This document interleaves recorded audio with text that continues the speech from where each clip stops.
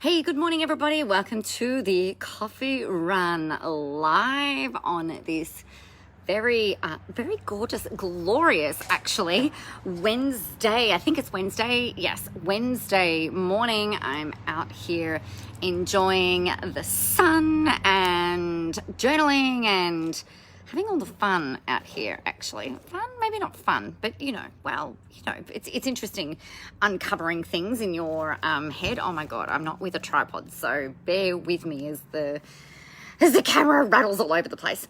So what I wanted to talk to you about today actually is how radical changes create radical results. So we moved into our house 8 years ago, which is completely ridiculous. I can't believe it's actually been that long, and nearly 8 years ago.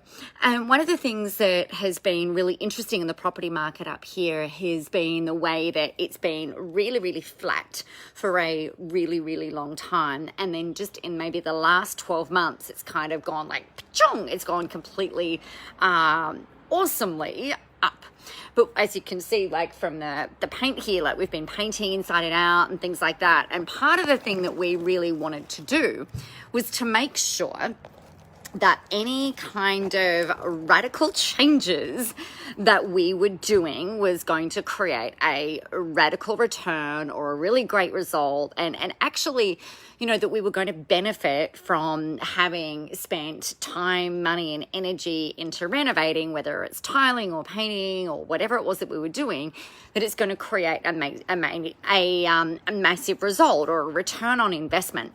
And I guess what can happen is that if you believe and if you think about, I know I need to do something differently, but a lot of the time, the things that are holding you back from getting what you want, from you getting what it is that you want, could be little beliefs rolling around that actually become really big and influence and change the choices and the decisions that you make, and therefore the results that you get.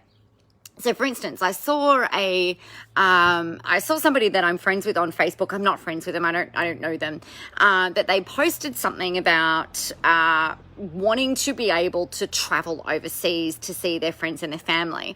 And one of the comments was like, "Oh, well, you should totally do it. Like, it looks like things are going to start to change." And the comment back that this person made said, "I will never be able to afford it."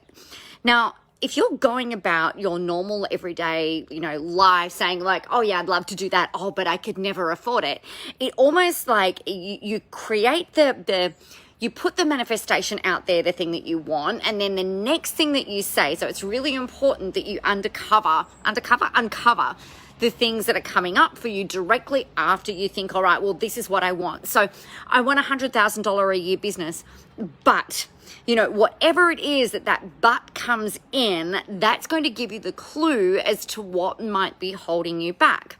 I read another post today that a really awesome, human who has done a lot of really great work in the internet marketing space had written a post about how she had this really awesome business, but then, grew up in poverty, had this great business, then got divorced, lost it all, and has had to build it up from the ground up again. And she was talking about some of the PTSD and some of the trauma that had been associated from from her childhood and then carried into growing this business and then losing it all and then coming back up. And I know for me that I followed a similar, not the divorce and, not losing it all, but followed a kind of similar roller coaster or a similar pathway over the years where, I had a really awesome, I was doing $1 million a year. It was amazing. And then my relationship fucked itself, basically. It was awful. My husband and I nearly divorced. My daughter, and these are not necessarily interlinked, but it was circumstances at the time. My daughter got really unwell and we had to do a lot of work and spend a lot of time, energy and money on getting her well again. And I know that for a long time, one of these little beliefs that I had rattling around in my head, or one of the fears that I had rattling around in my head is, well, if I get back to making $1 million a year, Will my marriage fail? Will my kid die? Will I lose it all again anyway? Is it really even worth all of the effort?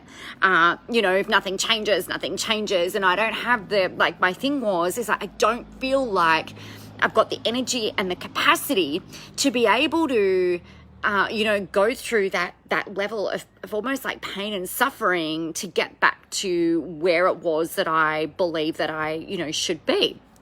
And so today I'm doing the work, sitting out here doing the work, doing endless pages of journaling. And, some of the things that I thought about today is like, all right, well, what is not out of alignment? Because I've done a lot of work on myself and my physical environment, my physical body, my energetic body, like all of this over the years. And part of the thing that I've been uncovering is like, well, what is it that I actually believe to be true? And some of the things here, and I was thinking about the things that you guys tell me all the time and my clients talk about all the time. It's like, wow, if nothing changes, it doesn't matter what I do. If I do all of this stuff and nothing changes, then what does that mean? Does it mean I'm a failure? Does it mean that I was not destined to be able to do this, that I shouldn't be doing this, or that it was never going to work anyway, or this is just not for me? Maybe I should just settle. Man, I suck.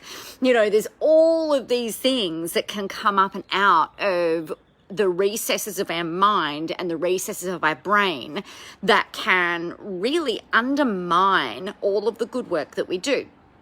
So one of the things that I'd suggest that you do today is to sit down and actually think about, all right, I want you to imagine that you've gotten everything that you want in all areas of your life. So what are the goals that you have in all areas of your life? Whether it's your relationship, whether it's money, whether it's your career, your business, whether it's your health, your social environment, your family, your spirituality goals, whatever your goals are, get them down and write them all down. And what I want you to do is, and this is what my job today, while I'm not coaching and training today, one of the things that I want you to sit and do is really project yourself into the future and imagine that you have got it all. So write it all down as if you've already got it all. And this takes a good while, right? You might be sitting writing about that for an hour. Get in as much detail as you possibly can. And then the next step to uncovering these little gremlins and cockroaches and little hooks, I imagine them like, if you imagine your body is like something that's, well, imagine your body is awesome, because it is. And these little fears, these little hooks are kind of like hooking into your skin and pulling, right? So these little hooks, we need to identify what these little hooks are and how they are pulling you out of alignment or holding you back from you getting to where it is that you really want to be. So identify, all right, well, I've got all of this stuff now, and then if it all goes away, if it's all taken away, what are you telling yourself? What are you really afraid of? What are you really worried about? What could cause that hook to hook in and pull it away? Because if you can cut those hooks, if you can identify them, then you can eradicate them. If you don't know that they're there, like if you don't know that there's mice and things like that underneath the floorboards of your house, you can't get rid of it. So you've got to determine, where are the rodents? Where are they like lying around so that you can get them the fuck out, because they shouldn't be there. So identify what it is that you really, really want, and what that looks like in as much detail as you possibly can. And then imagine that by some stroke of horror, it is all taken away. Like, what does that look like? What does it sound like? What does it feel like? What are you telling yourself? What are other people telling you? What is all of that stuff that's rattling around in your head that could possibly be true?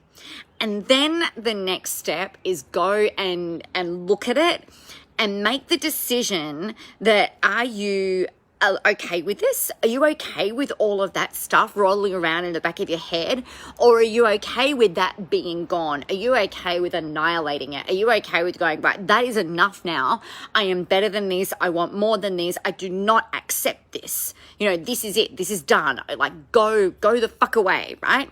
What I would actually do is write it all down. Don't just sit there and think about it, because you want to write it down. And then the next step that I'd very strongly encourage you to do is go burn that little fucker and get that out of your mind, out of your psyche, out of your reality, out of your energetic body, out of your physical body.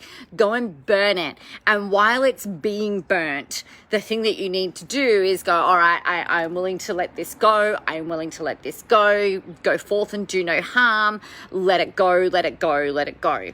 Now, so you determine what you want. You imagine you've got it. Get it written down in as much fabric, as much detail as you can. Then the second step on a different piece of paper is for you to imagine, all right, it's all been taken away. Everything is gone and things are the worst that they could possibly be. What does it look like, sound like, feel like? What are you telling yourself? What are other people telling you? Then the third step is to go and release it. And then the fourth step is to go, all right, now that that is gone, what is it that I'm willing to do? What do I need to do? What now feels like it's in alignment? And how do I need to be? How do I need to show up? What is the next best step or the next required action for me getting what it is that you really want? Now, typically what happens, these shadows are not very good. Typically what happens when people do this kind of thing is that they uncover really awesome goals or things that they want that they potentially never admitted to themselves or to anyone else. Like it could be that you've got this secret goal of having the body of a bodybuilder. Maybe you feel like you really know that you want to run retreats, or maybe you feel like you need to write a book, or maybe you feel like you want to become a house designer. You might find that there is some new, different, awesome and amazing things that come up and out of this by the time you've gotten rid of all of the shoulds and the what ifs and the I can'ts and everything like that. So they are your 5 steps for you to go through today to work out what's really going on and how you can create some radical changes. Now, as we know, there are some things that you can't, if you want a different result to what you've been getting, you can't expect that you keep doing the same thing over and over again. If nothing's changing, then you've got to do something drastically different. For example, I've been training at the gym, like doing body pump classes and things like that for years. I've been playing roller derby and, all of that kind of thing. And yet my body composition wasn't the way that I wanted it to be. And I was like, right, well, if I don't have what I want and I can't see things noticeably changing, then I've got to make a radical change in order to kind of like shock and jolt the system.